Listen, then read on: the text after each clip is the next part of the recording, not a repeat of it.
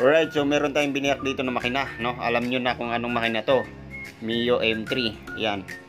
So, natuyuan ng langis. Kita nyo naman. Sunog. Sunog. At sunog. Gas-gas. Ayan. Tapos yung black. Ayan, gas-gas. Malalim yan, boy.